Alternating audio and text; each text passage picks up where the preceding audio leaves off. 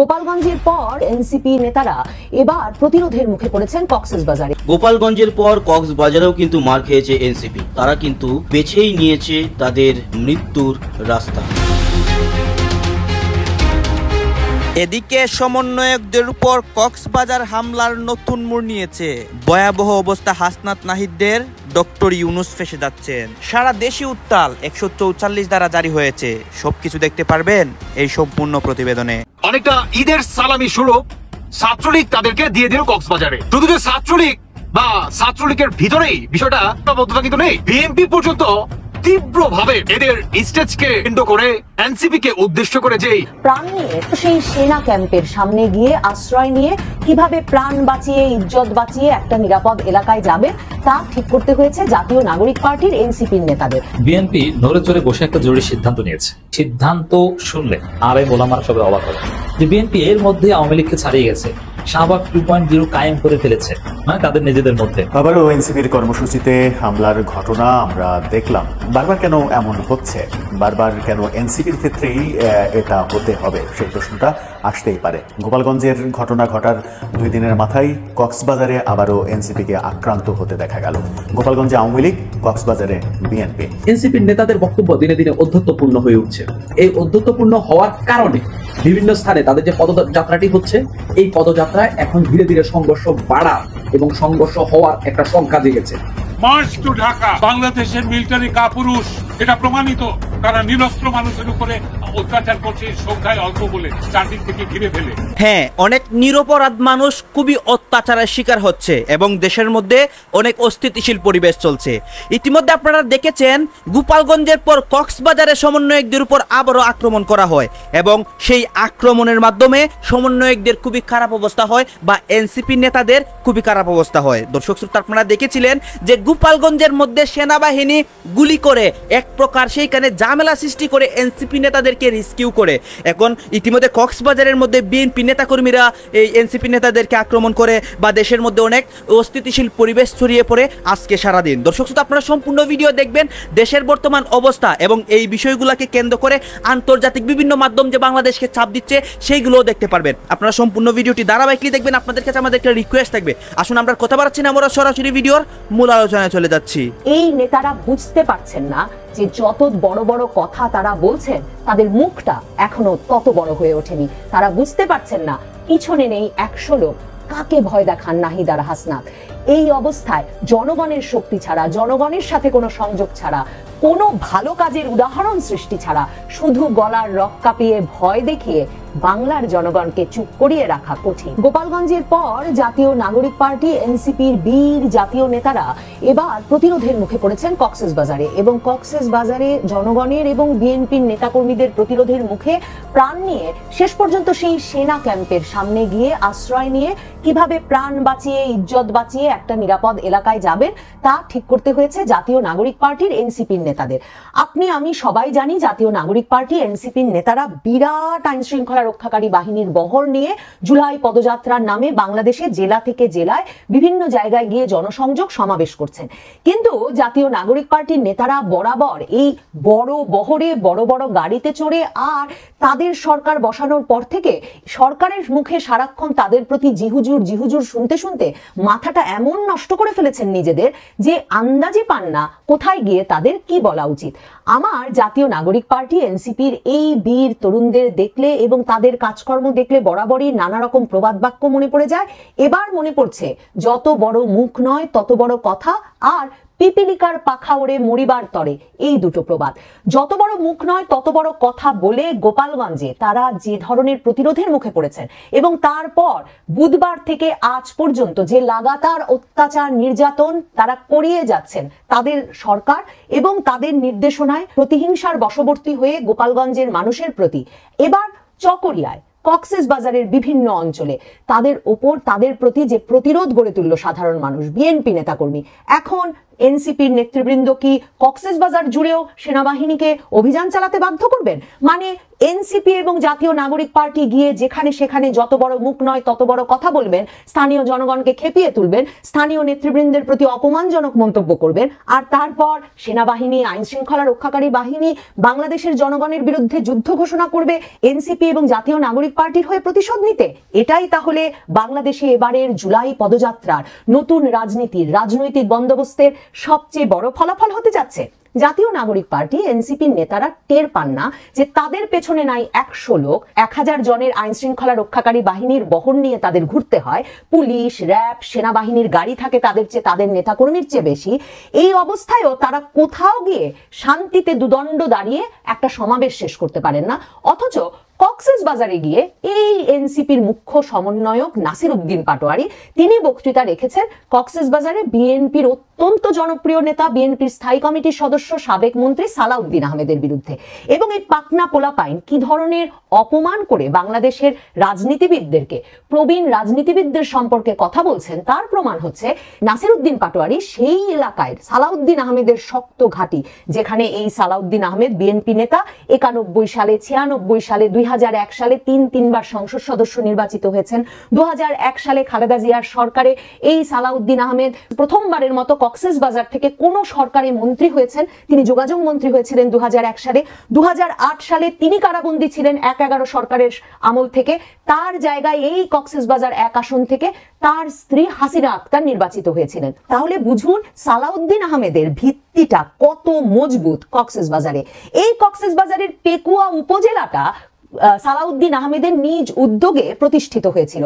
কক্সবাজারের মতো ঐতিহ্যগতভাবে অবহেলিত এই জনপদটিতে সালাউদ্দিন আহমেদ যখন যোগাযোগ মন্ত্রী ছিলেন এবং কক্সবাজারের দায়িত্বপ্রাপ্ত মন্ত্রী ছিলেন, তখন নানা রকম উন্নয়ন কাজ করেছেন এবং প্রশাসনিক ব্যবস্থায় নানা রকম পরিবর্তন এনেছেন। মানে মূল কথা, সালাউদ্দিন আহমেদের রাজনৈতিক ঘাঁটি যেমন কক্সবাজার, এই অঞ্চলের মানুষের জন্য মানুষ মনে করে তিনি নানা রকম অবদান রেখেছেন। আর এর পাশাপাশি কক্সবাজার থেকে মন্ত্রী হয়েছিলেন, এই গৌরব তো ওই এলাকার মানুষের আছেই। সেখানে গিয়ে এই তরুণ নেতা, কেউ চেনে না, এদের নাই 100 জন সমর্থক, এই নাসির উদ্দিন পাটোয়ারি গিয়ে বলে এলেন শিলং থেকে এসে নাকি সালাউদ্দিন আহমেদ এখন কক্সবাজারে মাফিয়াগিরি করছেন, তিনি নাকি চাঁদা তুলছেন, চিংড়ির ঘের পরিচালনা করছেন, শুধু টাকা তুলছেন, আর কোনো দিকে তার মন নেই, আর নির্বাচন করছেন। শিলং থেকে আসা নেতা কক্সবাজার দখল করেছেন, এই মন্তব্য শুনে তেলে বেগুনে জ্বলে উঠেছেন কক্সবাজারের সালাউদ্দিন সমর্থকেরা। তারা বলেছেন নাসির উদ্দিন পাটোয়ারি যদি ক্ষমা না চান তাহলে কক্সবাজারের মাটিতে তারা এনসিপিকে আর কোনো সমাবেশ করতে দেবে না। এবং সালাউদ্দিন আহমেদের জায়গা চকরিয়ায় এনসিপির ট্রাকে তৈরি মঞ্চ ভেঙে দেওয়া হয়েছে।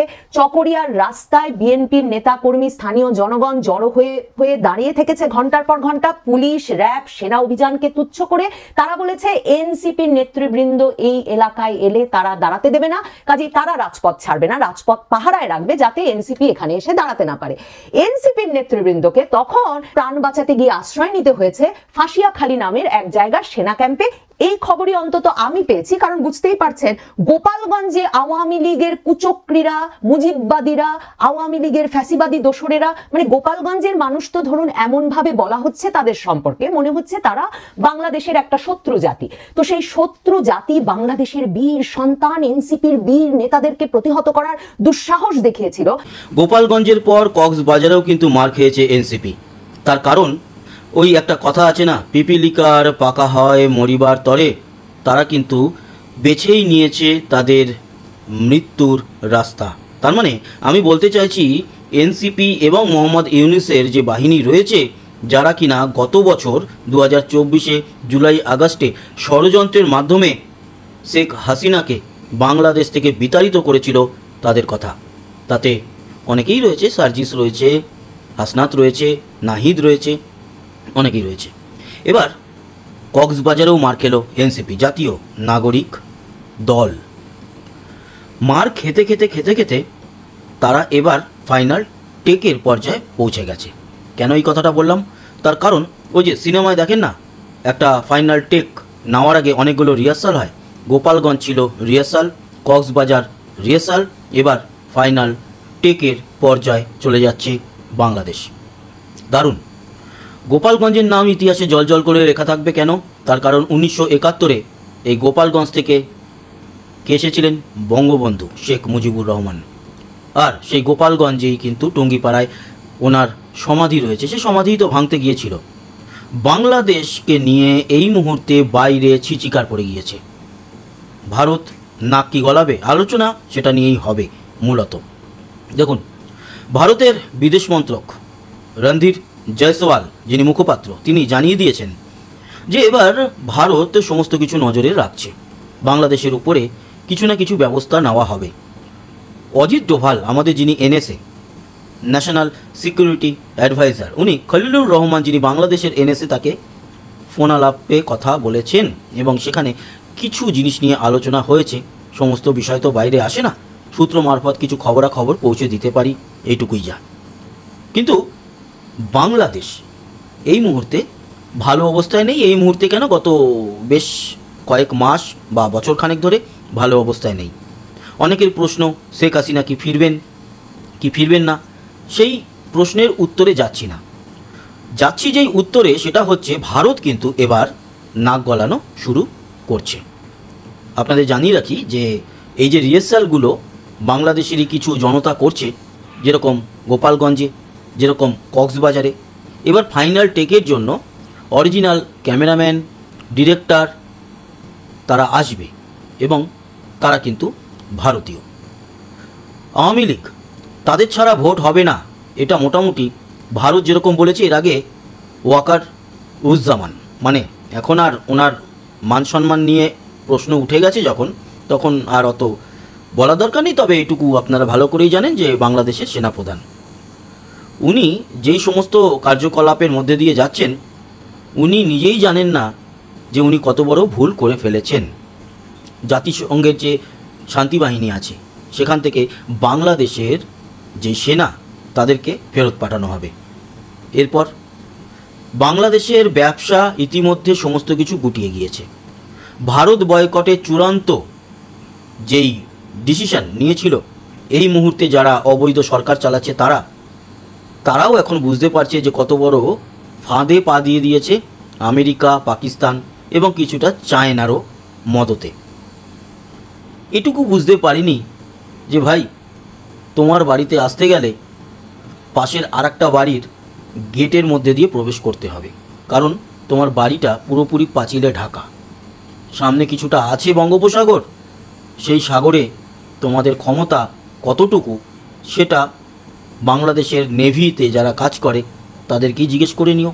মৎস্যজীবীরা কিছুটা অঞ্চলে মাছ ধরতে যায়, আর বাংলাদেশের যে দুটো ডুবোজাহাজ আছে তাদের কতটা যাওয়ার ক্ষমতা আছে জেনে নেবেন, তখন বুঝবেন কুয়োর ব্যাঙ ছাড়া আর কিছু নয়। কিন্তু আমরা বাংলাদেশের এরকম পরিস্থিতি চাই না। এখানে কোনো নেগেটিভ বা বাংলাদেশকে ছোট করার ব্যাপার নেই, বরঞ্চ এটুকু বলতে পারি, বাংলাদেশকে যারা ছোট করছে তাদের বিরুদ্ধে আমাদের লড়াই বাংলাদেশি সাধারণ মানুষের জন্য নয়।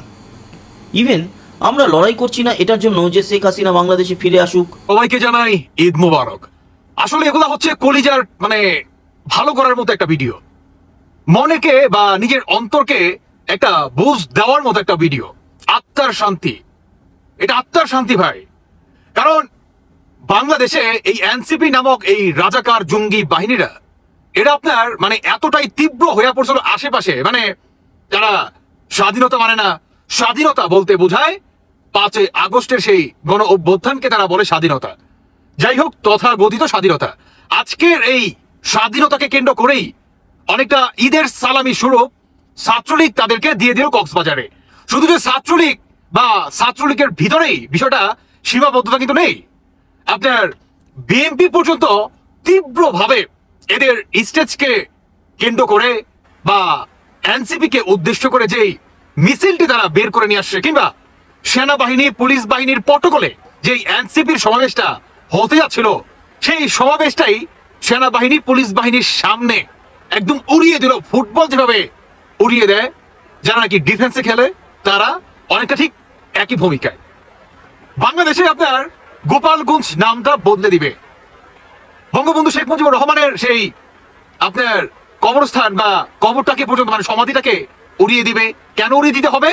কারণ তিনি ছিল স্বৈরাচার। হ্যাঁ, তার মতো স্বৈরাচার ব্যক্তি তো আর বাংলাদেশের দ্বিতীয় কোনো ব্যক্তি নাই, কারণ তিনি আমাদের বাঙালিত্ব এনে দিছে, কারণ তিনি পাকিস্তানিদের ভোটের লাঠি থেকে, ছোটা কালা বাঙালি এই নিন্দা থেকে আমাদেরকে রক্ষা করছে। আমাদের একটা আল্লাহর অশেষ রহমতে মাতৃভূমি পাইছি, বা মাতৃভূমির পাওয়ার জন্য একটা বিশেষ ভূমিকা ছিল, তাই না? আল্লাহ তাকে ওসিলা বানাইছে, তার মাধ্যমে আল্লাহ আমাদের এই বাংলাদেশে দান করছে। এই তো ছিল তার একটা ভুল, এই তো তিনি স্বৈরাচার, তাই নয় কি? তো বর্তমান এই এনসিপি দেখবেন সামনের দিনে এদের ছাত্রলীগ কুত্তা যেমন পেটায় না, ভাদ্র মাসে কুত্তা যেমন পেটায়, দেখবেন এবার পেটাইতে পেটাইতে এদের মানে পাশার চামড়া আছে না ভাই, তুলে ফেলাইব। দেখে আপনারা দেখতে পারবেন, এরপরে এইটা আপনারা অচিরে দেখতে পারবেন। সত্যি কথা, মানে দিলটা এমন পরিমাণ খুশি লাগতেছে ভাই, বলার মতো না। আর উল্টো দিকে হ্যাঁ, জামায়াত আজকা যে কাণ্ড ঘটাইলো, তীব্র নিন্দা জানাই। আপনার প্রায় 82 বছর পরে আজকে বাংলাদেশ এই মানে কি বলবো ভাই, রাজাকার বাহিনীরা একটা ইতিহাস করছে, ইতিহাস। আর উল্টো দিকে মানে যেদিকে আপনার জামায়াতের এত বড় সমাবেশ 82 বছর পরে ইতিহাস করলো, আর উল্টো দিকে মানে মনকে বোঝানোর মতো বা শান্তি দেওয়ার মতো আমি মনে করি এই ঘটনাটা যথেষ্ট নয়, কিন্তু কোনো অংশে আবার কমও নয়। এদের অবস্থার সামনে এতটাই ভয়ঙ্কর হবে যে এরা যখন আয়নার সামনে দাঁড়াবে না, এই সমন্বয়কারীরা এরা নিজেরাই নিজেদেরকে দেখে দেখবেন ভয় পাবে। মিলিয়ে নিয়ে কথাটা, অতি দ্রুত এই ঘটনাটি ঘটবে। March to Dhaka, march to Dhaka, march to Dhaka, rescue your country my countryman. বাংলাদেশের মিলিটারি কাপুরুষ, এটা প্রমাণিত। তারা নিরস্ত্র মানুষের উপরে অত্যাচার করছে, সংখ্যায় অল্প বলে চারদিক থেকে ঘিরে ফেলে। 3 লাখ মারেন, আমরা বেরিয়ে আসবো পথে। মানুষ মরার জন্য তৈরি এখন। গোপালগঞ্জের একটাই আদর্শ ছিল, গোপালগঞ্জ আমাদের মা, বঙ্গবন্ধু জাতির পিতা, বঙ্গবন্ধুর সমাধি আমাদের সম্ভ্রম। ইট পাটকেল মেরেছে আপনাদের দিকে? হ্যাঁ মেরেছে। আপনি তার বাড়ির আঙ্গিনায় দাঁড়িয়ে তার বাবাকে গালি দিবেন, তার মাকে গালি দিবেন, আর সে বসে থাকবে? এরকম কাপুরুষ তারা নয়, তারা প্রতিবাদ করেছে। তার জন্য গোটা বাংলাদেশ থেকে একযোগে মার্চ টু ঢাকা করব। দেখি জেনারেল ওয়াকারের রাইফেলে কতগুলো গুলি আছে। গোপালগঞ্জ যেটা করেছে, যে প্রতিবাদ করেছে, প্রতিরোধ করেছে, তাদের সম্ভ্রম, গোটা বাংলাদেশের মানুষ কিন্তু তৈরি হয়ে আছে এটাই করার জন্য। আপনি বলতে চাচ্ছেন যে গোপালগঞ্জের এখন যে অবস্থা সেটা অনেকটা পাকিস্তানের 71-এর মুক্তিযুদ্ধের সময় অবরুদ্ধ। এই জায়গা থেকে পরিত্রাণের উপায় কি? ইন্টারিম গভর্নমেন্টের কাজ কি? একটা জেলাকে অবরুদ্ধ করে রাখা, একটা জেলার মানুষকে এভাবে দিনের পর দিন কারফিউ দিয়ে রাখা, একটা জেলার মানুষকে উস্কে দেওয়া, উস্কানি দেওয়া, প্রভোগ করা, ইন্টারিমের কাজটা কি? আর উত্তরের উপায়টা কি? আমি ইন্টারিমে বিশ্বাস করি না। বাংলাদেশের জনগণ নির্বাচিত করেনি এমন কোনো ক্ষমতাধারীকে আমি সরকার বলে মনে করি না। যাক, সেটা অন্য কথা। এই মুহূর্তে যেটা ঘটছে ভাই, প্রশ্ন যদি সোজা সাপটা হয় বিপুল, তাহলে উত্তরটাও সোজা সাপটা হবে। প্রশ্ন হচ্ছে যে গোপালগঞ্জে তো মিটিং তো শেষ, মিটিংয়ে চেয়ার ভেঙে দিয়েছে, গোপালগঞ্জের মানুষ খুব খারাপ, তাদের বাবাকে গালি দিয়েছে বলে তারা রাস্তায় বেরিয়েছে, তারা বীরত্ব দেখিয়েছে। এবং এখন ন্যারেটিভ দেওয়া হচ্ছে যে মিলিটারির গায়ে হাত তুলেছে। মিলিটারির গায়ে কেউ হাত তোলেনি, কোনো রকম ভিডিও আমরা দেখিনি।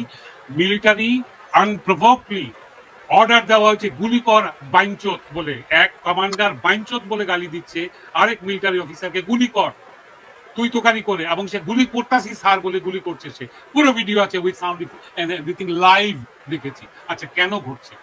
সে তো শেষ, মিটিং শেষ, চলে গেছেন, পালিয়ে গেছেন, চলে গেছেন, মিলিটারিরা কোলে করে নিয়ে গেছে, ফাইন, শেষ। এখন কি চলছে?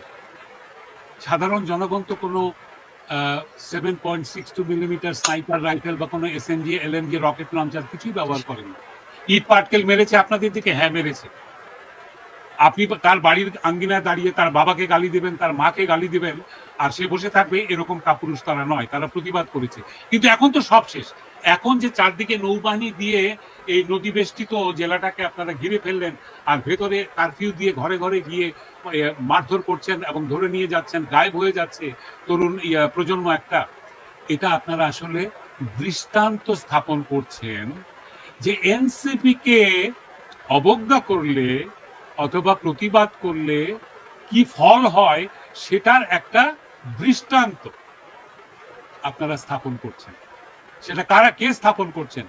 ডক্টর ইউনূস এবং ওয়াকার এবং জামাত অতি সম্প্রতি সম্ভবত বিএনপি থেকে একটু পেছনে সরে দাঁড়িয়েছে, কিন্তু বিএনপিও ছিল এর সঙ্গে, এবং ইসলামী দল যারা পাকিস্তান ফিরিয়ে আনতে চান, যারা খেলাফত আন্দোলন করছেন, এই ধরনের রাজনৈতিক দলগুলো যাদের কোনো জনগণের সাপোর্ট নেই, সমর্থন নেই, তারা আওয়ামী লীগের কপালে কি আছে এটার একটা দৃষ্টান্ত তৈরি করার জন্য গোপালগঞ্জের অধিবাসীকে এখন মুছে দিতে চাচ্ছে এরা অত্যাচারের ভেতর দিয়ে। হ্যাঁ, তবে আরেকটা কথা আমি এই সঙ্গে বলে রাখছি, গোপালগঞ্জ যেটা করেছে, যে প্রতিবাদ করেছে, প্রতিরোধ করেছে, তাদের সম্ভ্রম বাংলাদেশের মধ্যে হচ্ছে তাই কোন জায়গায় যদি সমাবেশে বাধা দেয়, সমাবেশ পণ্ড করে দেয়, সে জায়গায় পুলিশ, আর্মি, বিজিবিকে গুলি করার নির্দেশ দেওয়া হয়, বলা হয় সন্ত্রাসী হামলা। আর কোন জায়গায় যদি সমাবেশ তো পণ্ড করাই হয় এবং সমাবেশ স্থল ভেঙে চুরমার করে দেওয়া হলো, সেখানে পুলিশের বাধা দেওয়া হয়নি, সেখানে পুলিশ দিয়ে গুলি করা হয় না, আর্মি দিয়ে গুলি করা হয়, আর সেটাকে সন্ত্রাসী হামলা বলা হয় না। এটা কেন বলেছি জানেন? গোপালগঞ্জে গত 2 দিন আগে আওয়ামী লীগ এবং গোপালগঞ্জবাসী এনসিপি সমাবেশ প্রতিহত করতে গিয়েছে এবং এনসিপি সমাবেশ পণ্ড করতে গিয়েছিল বা পণ্ড করে দিয়েছে। সেটাকে কেন্দ্র করে পুলিশ, আর্মি, র্যাব, বিজিবি ওইখানে নিয়োগ করে গোপালগঞ্জবাসীকে গুলি করে 5 জনকে হত্যা করা হয়। কিন্তু আজকে চকরিয়ার মধ্যে এনসিপি যখন সমাবেশ হয়েছিল তার কিছুক্ষণ পরে সেখানে আক্রমণ করে সমাবেশ পণ্ড করে দেওয়া হয়েছে। সেখানে নাকি বিএনপি স্থায়ী কমিটির সদস্য সালাউদ্দিনকে নিয়ে কটূক্তিমূলক বক্তব্য দিয়েছিল।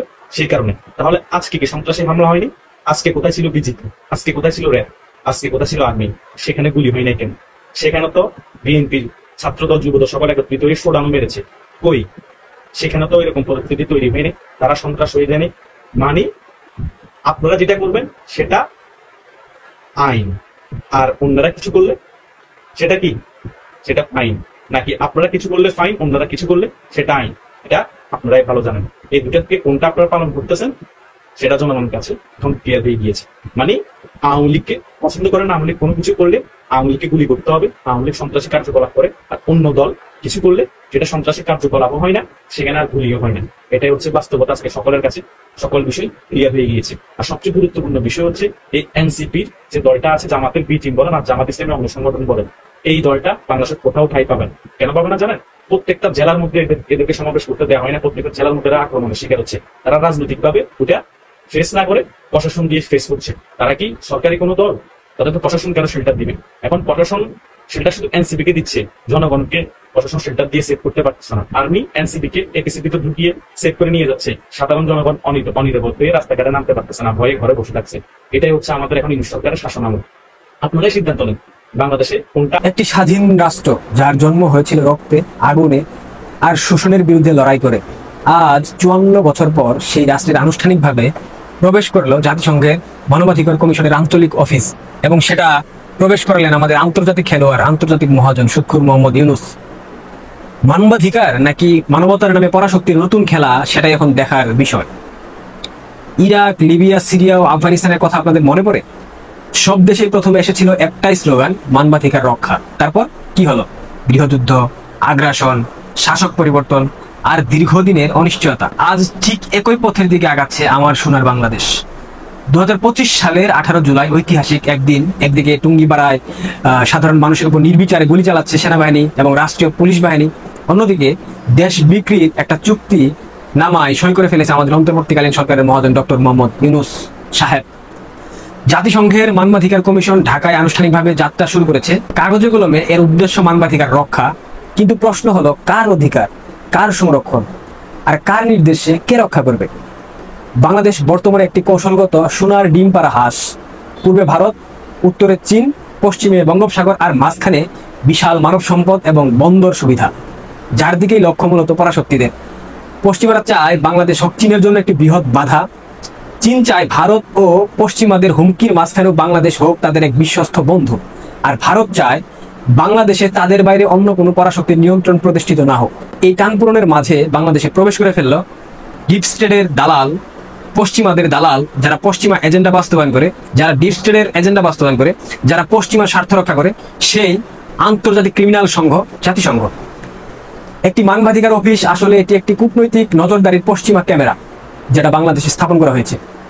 বাংলাদেশের রাজনৈতিক পরিস্থিতি বর্তমানে অনেক বেশি উচ্ছৃঙ্খল, এক কথায় টলমল। বিএনপি, জামাত সহ বিভিন্ন রাজনৈতিক দলের হত্যা, গুম, দমন, বিচার বহির্ভূত সব কর্মকাণ্ড সহ বিভিন্ন ধরনের অভিযোগ আমরা দেখতে পাচ্ছি। জাতিসংঘ এখন সেই বিষয়গুলো আন্তর্জাতিকভাবে রেকর্ড করবে, রিপোর্ট দেবে, চাপ দেবে, এবং এর মানে দেশের ভেতরের রাজনীতি এখন শুধুমাত্র দেশীয় রাজনৈতিক দলগুলোর মধ্যে নিয়ন্ত্রিত থাকবে না। এখন বাংলাদেশের আভ্যন্তরীণ রাজনীতি নিয়ন্ত্রণ করবে পশ্চিমারা এবং পাশাপাশি অন্যান্য পরাশক্তিরা। এটা হলো নিয়ন্ত্রণ হারানোর প্রথম ধাপ। এভাবেই গড়ে ওঠে সফট ব্যাটেলফিল্ড। বাংলাদেশ এখন একটা পরাশক্তিদের সফট ব্যাটেলফিল্ড হিসেবে সৃষ্টি হয়ে গেল। ইরাক, সিরিয়া, লিবিয়া তারাও প্রথমে এমনটাই ভেবেছিল, আমরা তো অন্যদের মতো নই, তাদেরও বলা হয়েছিল মানবাধিকার এবং উন্নয়নের কথা। তারপর শেষে গিয়ে কি হয়েছিল আমরা সেটা সবাই জানি। বাংলাদেশ ঠিক একই ফাঁদে পা দিল। এটা এখন শুধুমাত্র নির্বাচন। দেখলেন এখানে কি কথা হচ্ছে, অনেকে কিন্তু অনেক কথা বলতেছে, অনেকে আলোচনা করতেছে, অনেকে সমালোচনা করতেছে, দেশের বিভিন্ন অবস্থা এবং পরিস্থিতি নিয়ে সবাই সবার মন্তব্য প্রকাশ করতেছে, এবং তাদের মন্তব্যগুলো দেখে আমরা অনেক কিছু বুঝতে পারি দেশের মধ্যে কি হচ্ছে এবং দেশের পরিস্থিতি কোন দিকে যাচ্ছে। দর্শক শ্রোতা, এখানে কিন্তু বিশেষ করে দেশের বিভিন্ন অবস্থা এবং পরিস্থিতি নিয়ে সবাই মন্তব্য প্রকাশ করে এবং এখানে অনেক বিষয় নিয়ে আলোচনা সমালোচনা হয়। দর্শক শ্রোতা, দেশের এই বর্তমান পরিস্থিতি বা এই এনসিপি নেতাদের উপর যে বিভিন্ন সময় আক্রমণ হয়, কক্সবাজারের মধ্যে যে নির্মম আক্রমণটি হয়েছে, এইগুলা নিয়ে আপনাদের মন্তব্য কি অবশ্যই আপনারা কমেন্ট বক্সে লিখে যাবেন দেশের অবস্থা নিয়ে। আর হ্যাঁ, এতক্ষণ আপনাদেরকে আমরা যা কিছু দেখিয়েছি সব কিছু আমরা সোশ্যাল মিডিয়া থেকে সংগ্রহ করেছি, এখানে আমাদের নিজস্ব কোনো মন্তব্য নেই বা নিজস্ব কোনো সিদ্ধান্ত নেই। সর্বশেষ আপনাদের কাছে আমাদেরকে রিকোয়েস্ট থাকবে, আপনারা আমাদের চ্যানেলে নতুন দর্শক হয়ে থাকলে চ্যানেলটি সাবস্ক্রাইব করবেন এবং পাশে থাকা বেল বাটন টিপে যাবেন যাতে করে নেক্সট ভিডিওটা সবার আগে আপনাদের কাছে পৌঁছায়। ধন্যবাদ।